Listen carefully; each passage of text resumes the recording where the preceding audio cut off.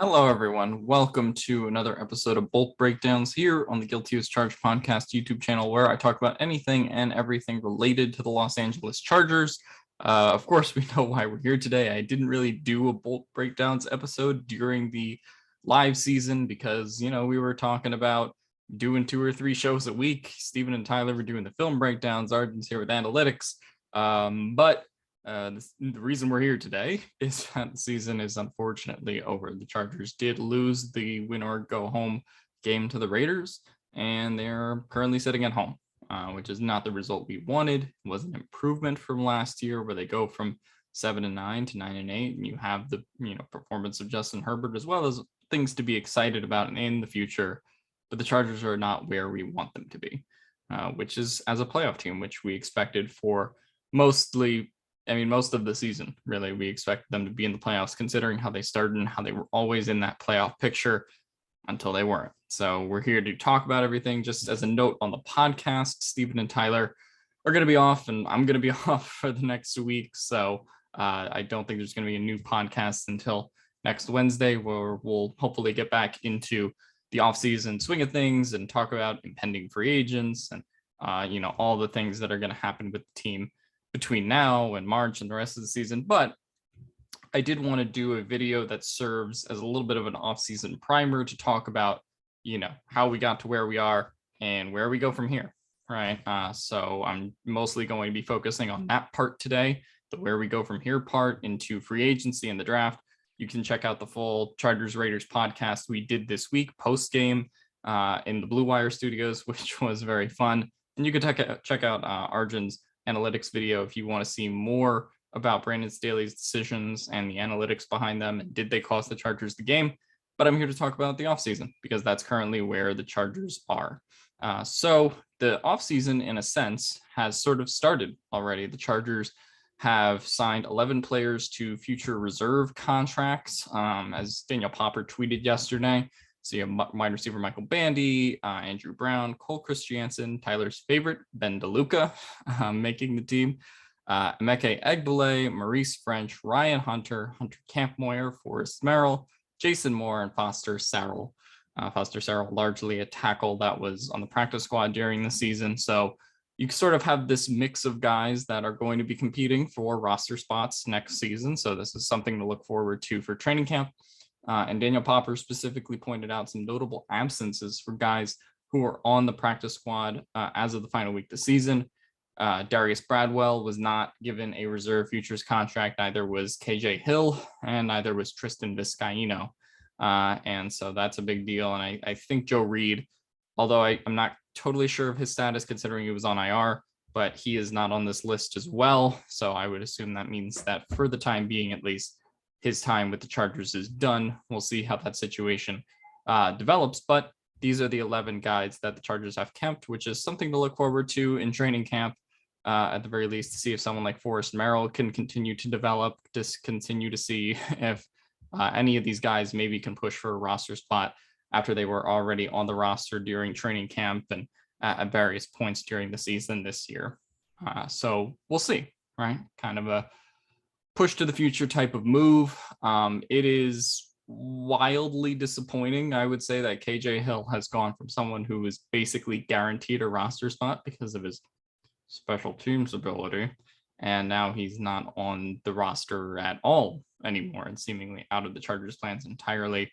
But I can't say I'm too surprised by anything else outside of that. So that's where we sort of start with the offseason. The Chargers are kind of loading up on the guys that'll be there for 2022 training camp and potentially crack the roster if they have some good preseason games. And then, of course, I think the next thing that we have to talk about to some extent is the Chargers coaching roster, right? The reason I would mention this is not because I think you should expect any coach to be fired by any means. Of course, Brandon Staley is still going to be the Chargers head coach. And I think you can make a pretty safe bet that Joe Lombardi will remain offensive coordinator and Ronaldo Hill will remain defensive coordinator. There has been discussion about Ronaldo Hill. I've seen on Chargers Twitter that they could bring in Vic Fangio, you can bring in Brian Flores, or any of these coaches who were recently fired and make them your defensive coordinator. But I'll say the status quo is that Brandon Staley still has defensive play calling ability. And at this juncture, I don't think Vic Fangio or any other defensive coordinator is going to want to be the defensive coordinator of the Chargers if they don't have that play calling responsibility, right?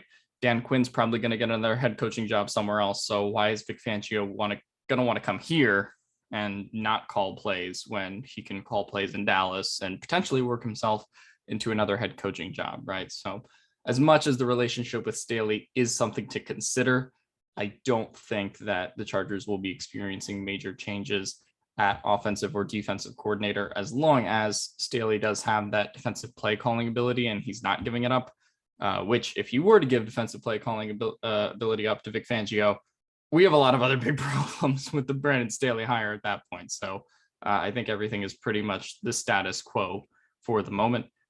You never know if one of these offensive or defensive coaches could potentially be poached by another team, right? Teams have seen the work that Frank Smith did this year with the offensive line and run game.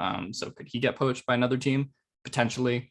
Shane Day, obviously related to Justin Herbert, and sort of has worked with the QBs, was a passing game coordinator. Could he be picked up by another team? It's possible, but there's really no one who jumps off the page, but we know how connections work in the NFL. It's how this Brandon Staley staff was mostly built. So we'll sort of see if, as you see these coaching vacancies start to close and, all these other coaches start to build their staffs, if maybe one of the Chargers coaches on the periphery here on offense and defense, maybe get a job somewhere else or maybe get a promotion. So I think it's largely the same status quo with the main four that we're talking about here. Brandon Staley will remain Chargers head coach. Joe Lombardi will remain offensive coordinator. Ronaldo Hill is defensive coordinator, and Darius Swinton probably remains special teams coordinator as well. Then we get to free agency, which is the game that everybody wants to talk about, right? So this is sort of an outline of the Chargers salary cap situation. They do have, I believe, the first or second most salary cap space in the league. It's kept fluctuating on Spot Track with the Dolphins, I think, who are up there in salary cap space as well. But basically, they have $70 million to spend, and I'll show you on the simulator in 1 minute what they can do to open and close salary cap space with deals that they make, right? But they have a large list of free agents, which I guess we should get into now. We sort of have somebody like Chris Harris. So I like playing with the over the cap simulator, and you can kind of simulate the off season that you want.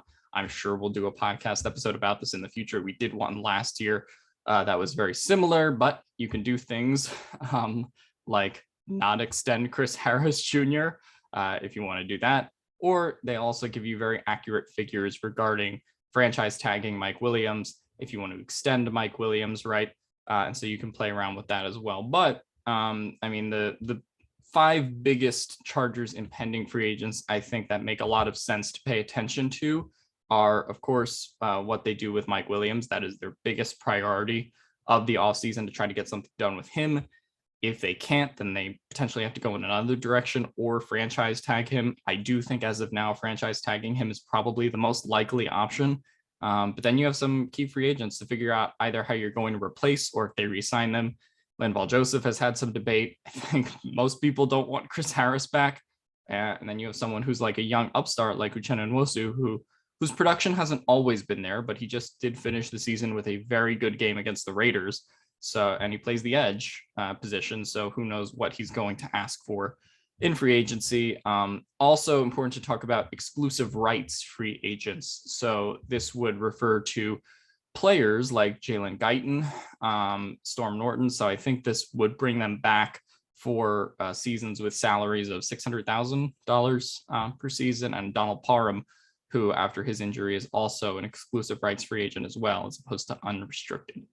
So the Chargers do have all of these free agents to talk about, and of course the free agents that they can poach from other teams. But I did want to show you and play around with the salary cap to talk about the number that the Chargers really have to kind of spend. Of course, they can also make some other cut decisions here that open up that salary cap space, right? What you see on the salary cap table right here is Brian Bulaga, and I would circle, highlight, put an exclamation point around what the Chargers are going to do with him, because they have no guaranteed salary and they can save around $11 million to basically cut Brian Bulaga before June 1st, which would be in the March cut period, right leading up to free agency. So I'm just going to do that right now. So you see that they have about 68.9 million, roughly 70 million. And if they were to cut Brian Bulaga, and let's submit that decision real quick, you see that number, what did I do? Oh, no, I don't know why I backclicked. Okay, if I do cut Brian Bulaga, then that number goes up to 79 million, nearly 80 million that the Chargers have in reality to actually spend in this free agency. Plus, you never know if there's another player that they can cut, but Brian Bulaga is certainly the biggest salary that very likely, more than likely, will obviously be cut.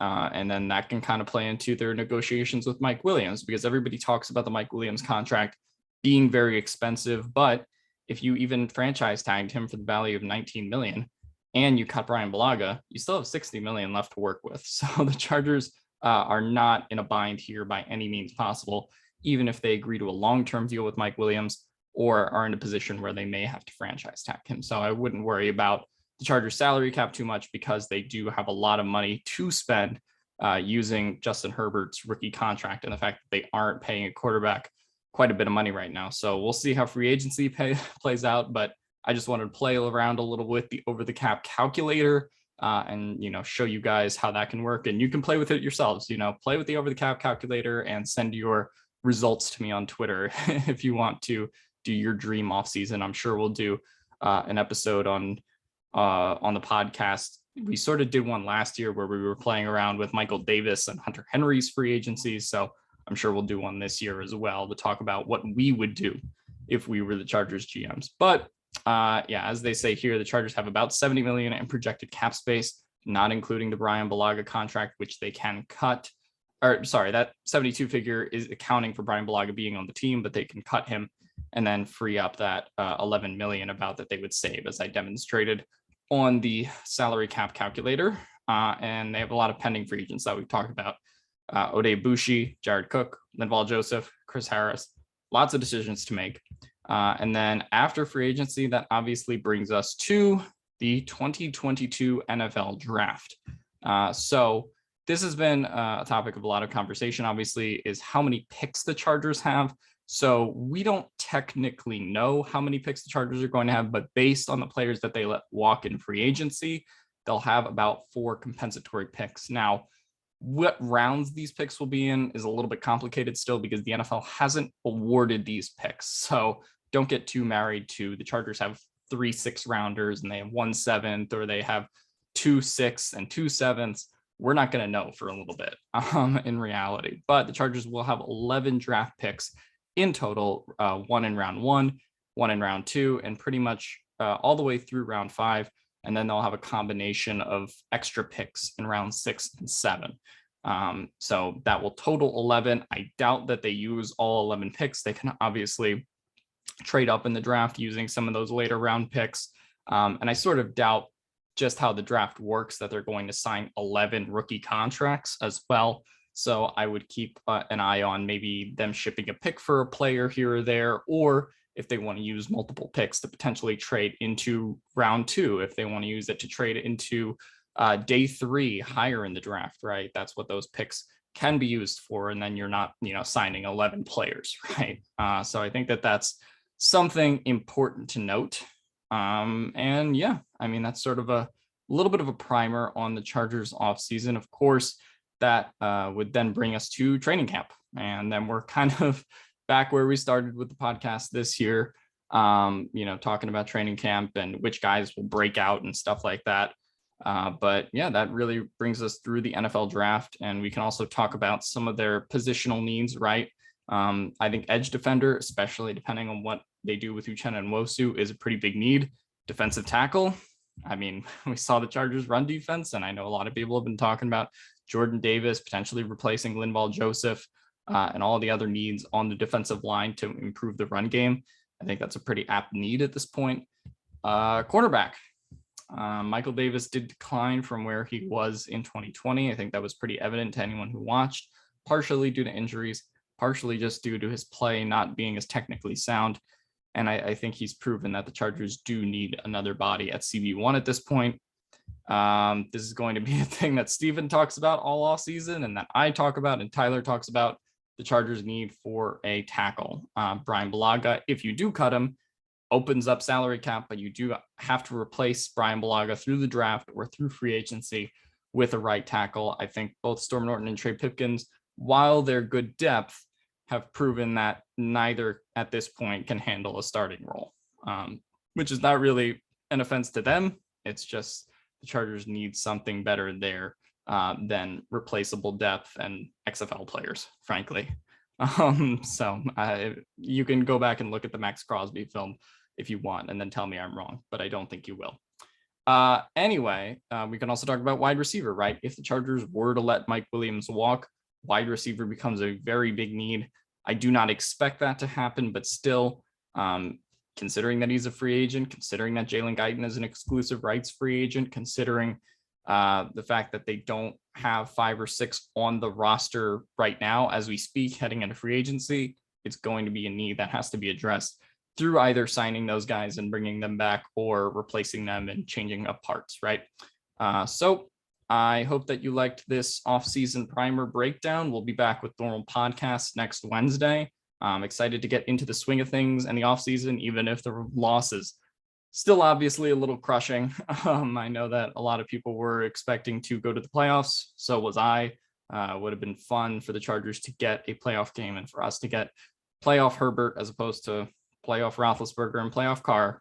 But here we are. So we're going to be here all off season for you guys, dishing out a lot of content, film breakdowns, draft talk, free agency talk, the whole 9 yards. And we thank you for sticking with us through what was a tough year, especially how it ended. But there were a lot of ups, a lot of downs, and we thank you for sticking with us the whole season. So that'll do it for today. See you guys next time.